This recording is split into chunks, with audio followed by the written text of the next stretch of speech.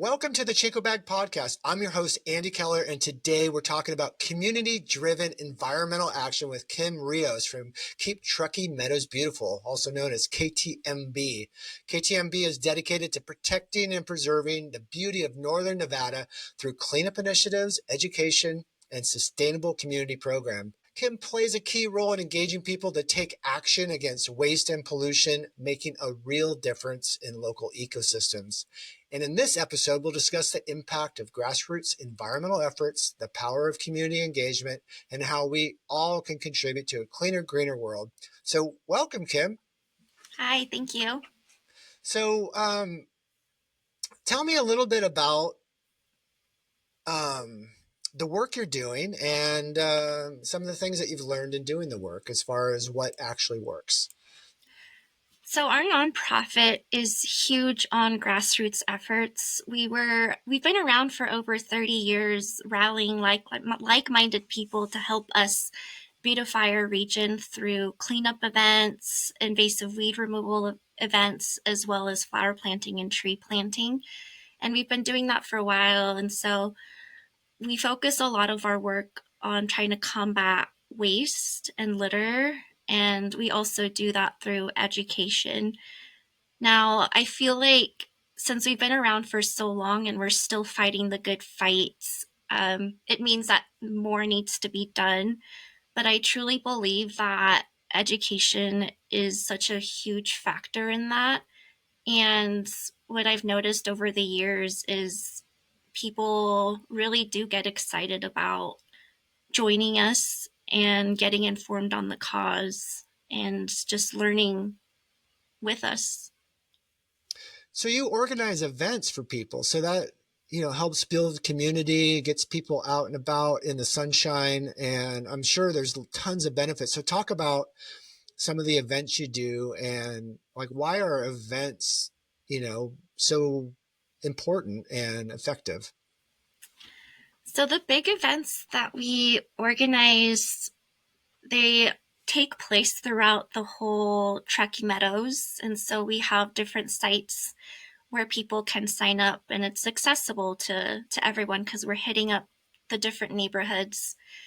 And what I've found is there's a lot of direct and indirect ways of educating people. Like obviously if people come out to volunteer, I'd like to think that it's because people care about our environment and they care about it, living in a clean community.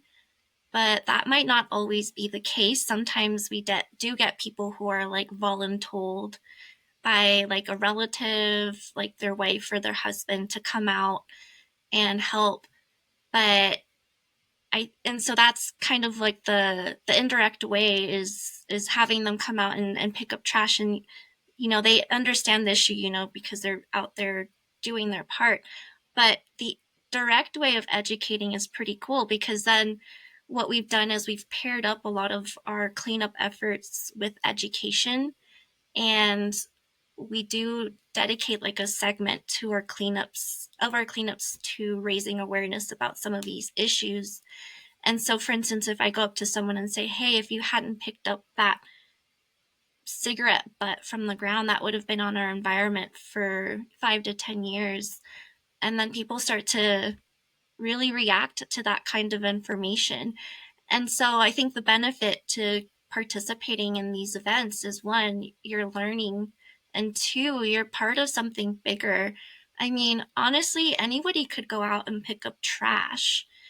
But I think there's an element to our events that make it fun, and the fact that it's like a collective action, and that collectively when you're working together, especially at that scale, I mean, we can see anywhere from 300 to 700 volunteers for a single event sometimes. And so that immediate return in terms of the impact is so vast, because we're removing tons of trash, that it just makes people want to be part of that. So, when I hear you say that, I think about my own experiences with cleanups, and I know that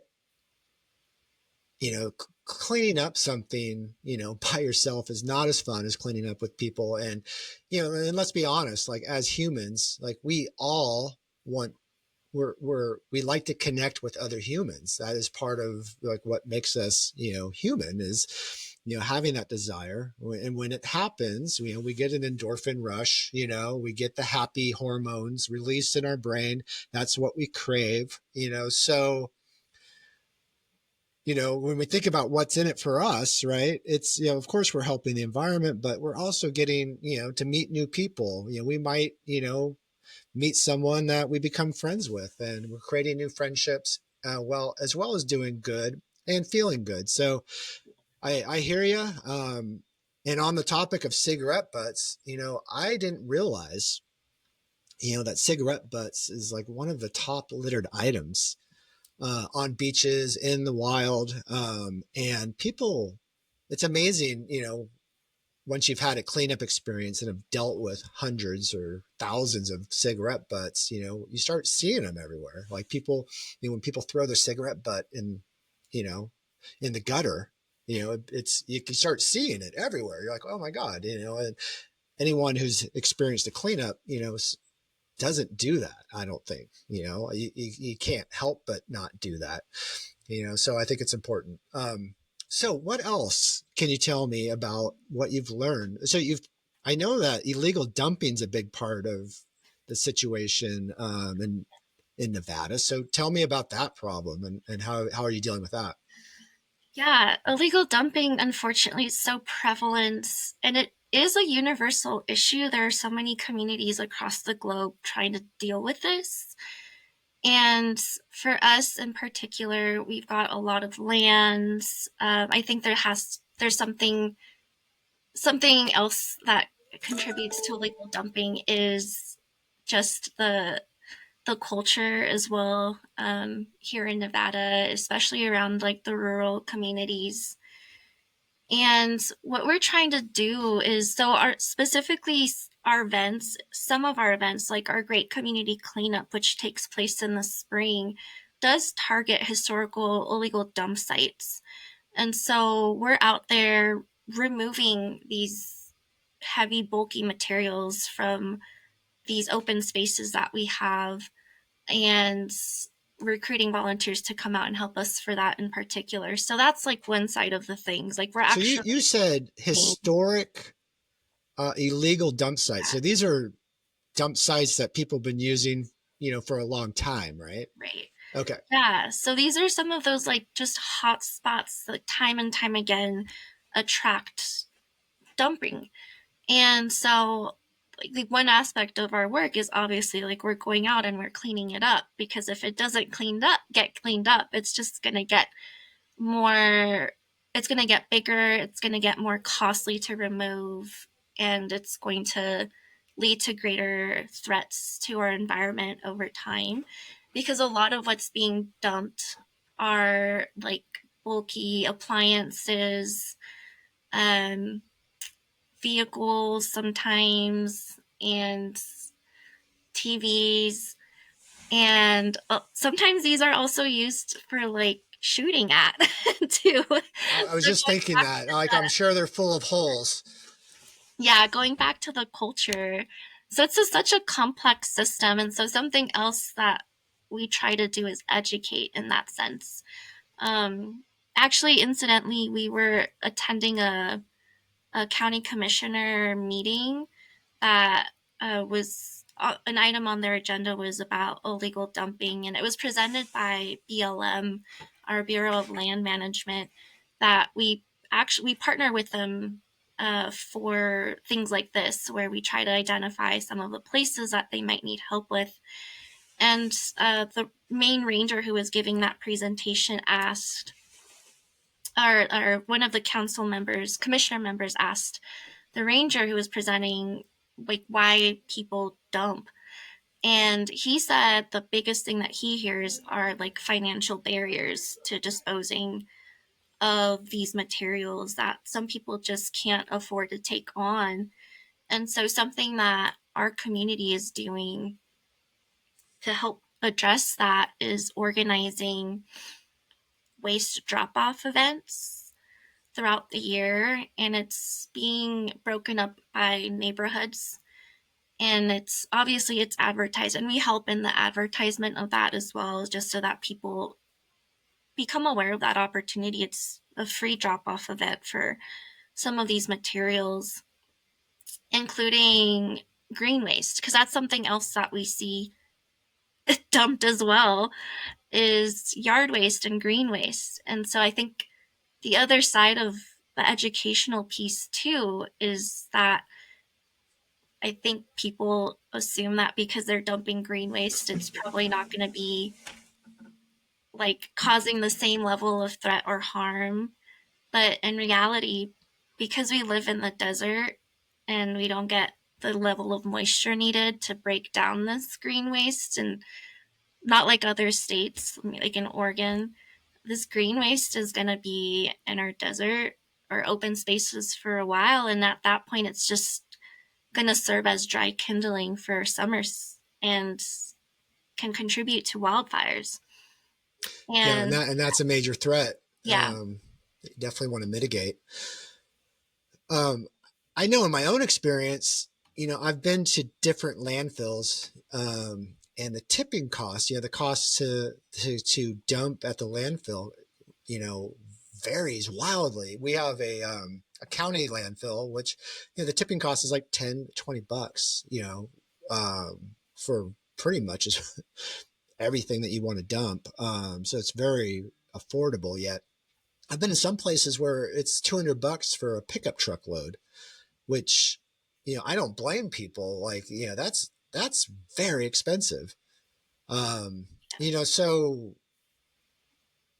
it's great that you're planning, these types of events, to make it easy for people. I've also seen like some towns actually have waste pickup days just where you put it out in front of your house, you know, yeah, and that's interesting because there's a whole I don't know what you'd call it, but kind of like a dung beetle kind of situation where people put out all their stuff, and then there's trucks that go through of individuals that, will pick out stuff that they think is still useful, stuff that they can repair, stuff that they can recycle. And then what's left is, picked up by the municipality. So it's kind of a nice system.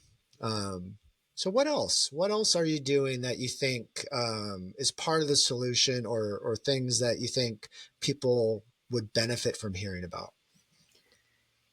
something else that the ranger mentioned at that meeting in terms of like why people dump is lack of awareness on how to deal with these type of materials and where to take them. And so again, that educational component piece is important. And what we're doing there is we have this recycling guide on our website that basically it serves as a directory. So you just type in an item that you're looking to get rid of, and it could be anything. I think we have over like 300 different types of materials and goods, and it will show you a list of where you can take those to be disposed of. So I think getting that information out there as well to the community, because uh yeah, there seems to be a gap in that knowledge as well. And it's interesting because there are other services that our community provides residents, like free dump passes for taking your waste to the transfer station or to the landfill. I think every household has 4 dump passes for things like tires and like sofas or fridges and things like that. And I think a big part of the issue is just people don't know or don't get the memo. And so we're constantly pushing that information out, at least through our social platforms and other like traditional media outlets as well.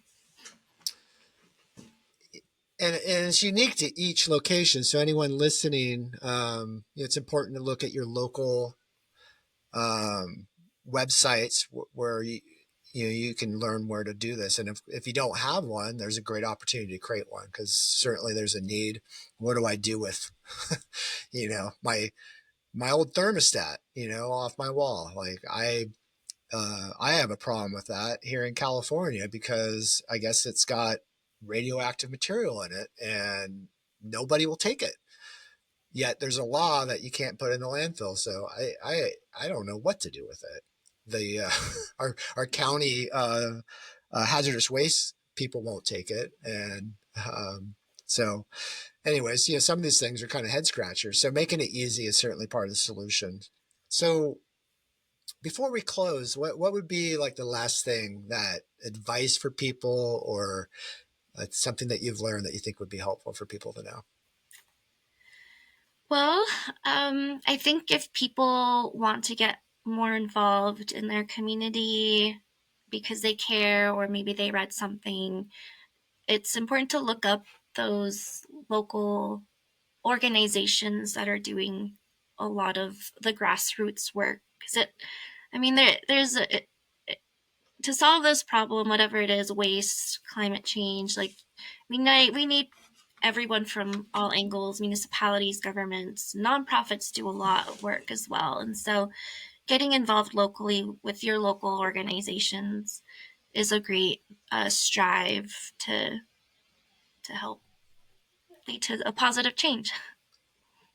Yeah, for sure. So get involved with a local organization. Great way to get out, meet people, do something fun, get your endorphins going, and help contribute to a better world. So thank you so much, Kimberly, for sharing your experiences and your wisdom with us, and keep up the great work. Thank you.